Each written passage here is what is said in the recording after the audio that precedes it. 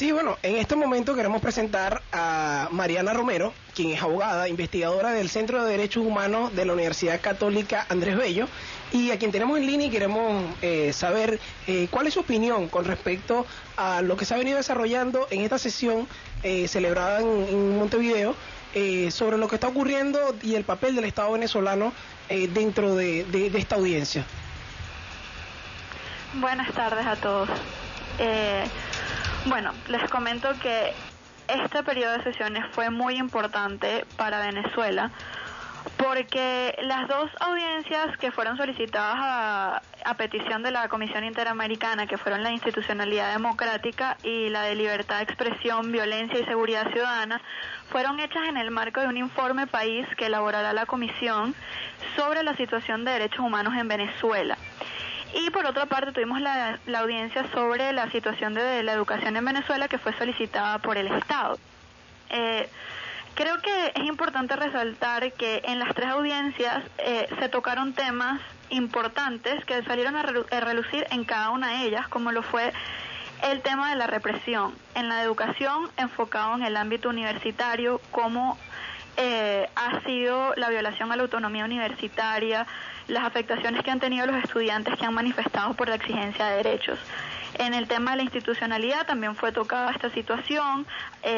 y en la de libertad de expresión, violencia y seguridad ciudadana también. El tema de tribunales militares fue otro punto que salió a relucir en común en las tres audiencias, y cómo esto afecta la garantía de justicia de los venezolanos, porque se vulneran las garantías judiciales y los principios de juez natural, acceso a la justicia. Otro punto importante que salió a relucir fue la ruptura del orden democrático por la falta de independencia que hay de los poderes, la instalación de una Asamblea Nacional Constituyente al margen de la ley y lo que dice nuestra Constitución, y cómo ha sido utilizado el aparato de justicia conforme a los intereses políticos del Poder Ejecutivo. Ahora, nos gustaría saber qué es lo que dice el Estado venezolano, porque desde nuestro punto de vista creemos que no tienen nada ningún tipo de argumento como defenderse, porque bueno, existe la documentación, existen noticias, la comunidad internacional está al tanto de lo que está ocurriendo en Venezuela, sobre todo en materia de represión y en materia de enjuiciamiento de la protesta, pues de la no libertad a la protesta que tenemos los venezolanos. ¿Cómo se defiende el Estado venezolano ante las organizaciones que nos están representando a nosotros dentro de este grupo de sesiones? Bueno, en las tres audiencias que estuvieron a voz del representante del Estado, Larry de Boe, y de varios viceministros de distintos ámbitos en cada una de las audiencias, el discurso, la línea discursiva se enfocó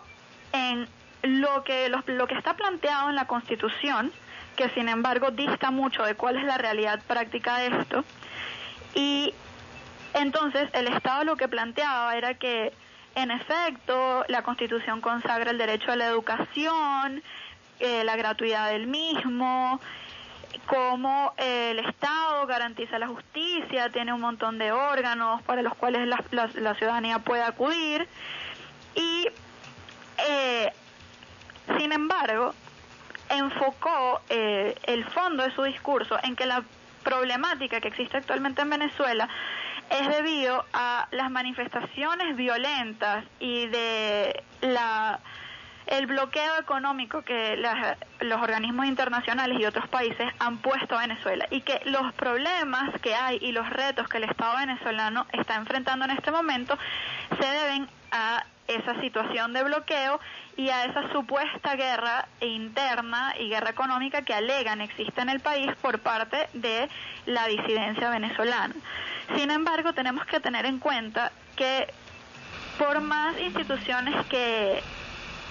parezcan existir o que estén consagradas en nuestra Constitución, la realidad práctica es muy distinta. ¿Por qué? Porque todas estas instituciones son utilizadas en favor de los intereses de un partido oficial de gobierno, y no se ve que se estén cumpliendo realmente las garantías y el respeto por los derechos humanos, y por eso es que la sociedad civil fue a denunciar todas estas situaciones que Mariana, te quisiéramos preguntar, en tu opinión, ¿cuáles fueron las mayores impresiones que tuvieron los comisionados en estas 3 audiencias de derecho a la educación, libertad de expresión, seguridad ciudadana y la institucionalidad democrática? ¿Cuáles fueron las mayores expresiones que tuvieron los comisionados? En primer lugar, los comisionados podemos decir que en las 3 audiencias hicieron énfasis en poder tener acceso a la información que el Estado estaba planteando, porque les llamaba la atención la diferencia, sobre todo en los datos cuantitativos que daba la sociedad civil con los presentados por el Estado. Entonces, el primer punto importante, tener acceso a la información, permitir una visita de la Comisión Interamericana al país para poder ellos constatar de mano propia cuál es la situación. Por otra parte, el tema de procesamiento de civiles en tribunales militares fue otro tema que salió a relucir, y el tema sobre la independencia de poderes, sobre todo ahora en el marco de la actuación de la Asamblea Nacional Constituyente, y el tema de cuál es realmente las funciones que tiene ahora el Poder Legislativo en Venezuela, y cuál es la situación en relación a la actuación de un poder constituyente sobre las verdaderas decisiones de un poder ya constituido y sobre la Constitución.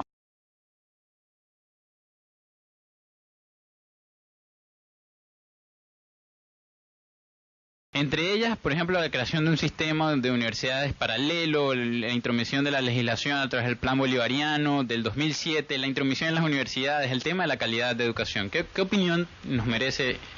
este tema, Ricardo? Convención colectiva única de trabajadores del sector universitario. Fíjense, ese último tema que mencionas, Henry, es sumamente interesante. Interesante porque, como bien señala, es una convención colectiva única, donde los intereses de todos los miembros de la comunidad universitaria estaban presentes. Pues, ¿qué les parece que la representación profesoral y de investigadores no estuvo presente en el periodo de discusiones de esa convención única colectiva? Y no estuvo presente no por no querer participar, no estuvo presente porque fue excluido expresamente de ese proceso. ¿Cómo quedan entonces los derechos laborales de la comunidad profesoral venezolana a nivel universitario si ni siquiera tuvo la posibilidad de poder participar en la discusión de aspectos que son inherentes a su propia función profesoral? O sea, es una cosa que no tiene ningún tipo de sentido, que además en sí mismo es una vulneración a los derechos laborales desde el punto de vista colectivo, porque tienen derecho a participar en lo que sería esa convención que los ampara. La profesora Maydos Echevar ha hablado del tema del sistema de universidades paralelas en Venezuela como una preocupación que mostraba en estas audiencias en la Comisión Interamericana de Derechos Humanos. ¿Qué es lo que sucedió en Venezuela en este tema de universidades paralelas? Pues fíjense, lo grave de estas universidades cuando llaman paralelas, porque bueno, han sido un producto, ¿no?, del Estado, pero más que ser un producto del Estado, lo alarmante es que se han subordinado formalmente a las directrices nacionales. Recuérdense que, por ejemplo, en Venezuela tenemos universidades públicas como la UCB, como LUS, como ULA, como la UDO, como la Universidad de Carabobo, que aun y cuando son públicas y que tienen una relación inherente con el Estado, estas gozan de autonomía universitaria. Y así sus autoridades han buscado proteger y defender a lo largo de todo este periodo reciente venezolano, que es justamente lo contrario que ocurre en estas otras universidades de más reciente data, donde las autoridades que las representan, en vez de pelear por el ejercicio efectivo de esta autonomía universitaria, que además está consagrada en la Constitución Nacional, terminan subordinándose a cualquier tipo de directriz que emane del gobierno nacional. ¿Cuáles serían estas universidades? Bueno, tenemos muchas, conocemos algunas, pero lo que más me interesa de eso es saber cómo se están manejando estas universidades a nivel de presupuesto. O sea, ¿tienen preferencia desde el punto de vista presupuestario estas universidades, a diferencia de las universidades autónomas, entendiendo que las universidades autónomas tienen unas características, por lo menos como la investigación y la extensión, que solamente las poseen las universidades autónomas, y que las universidades experimentales en Venezuela se quedaron en experimentales y no ascendieron a ser autónomas, producto de la ineficiencia del Estado, que viene de una data de 20 30 años. Y producto también de la no voluntad o la falta de voluntad de otorgar ese carácter de autónomo, porque bueno, el carácter de autónomo implica que tenga sus propias normas de gobierno, que las crean ellos mismos, elección de sus propias autoridades a través de ejercicio de la autonomía universitaria, autonomía presupuestaria, desde el punto de vista de que pueden ellos presentar el anteproyecto, donde ellos van a determinar cómo van a ser utilizados los recursos que están solicitando, los procesos, por ejemplo, de aceptación de nuevos ingresos, que en la actualidad, el día de hoy, la Oficina de Planificación del Sector Universitario otorga hasta el 100% de los cupos en algunas de las casas de estudio, lo que evidentemente trastoca este principio de autonomía universitaria. En relación a estas universidades que forman este sistema nuevo, paralelo, digamos, habría que hacer un estudio a hondo para saber realmente cuál es la cantidad de presupuestos que están recibiendo. Pero lo que sí se puede afirmar, y de manera contundente, es que las universidades públicas autónomas tradicionales sí tienen un gran déficit desde el punto de vista presupuestario. Como lo señalamos con anterioridad, el 87% del presupuesto que se les asigna es para pagar personal administrativo. O sea, podríamos estar hablando entonces, en pocas palabras, de la privatización de la educación pública en Venezuela, por lo costoso que es para la gente ir a la universidad, lo que implica que una universidad no tenga presupuesto sí, para poder por trasladar ejemplo, a en su la Universidad del Zulia iniciamos clase la semana pasada en la Escuela de Derecho y no hay una ruta interna que nos pueda sacar del campus universitario. Sí, no hay seguridad, no hay salones. No estoy seguro del término privatizar, pero de lo que sí estoy seguro es de que está llevando a la población estudiantil venezolana del sector público a salir de las universidades, a tener que trabajar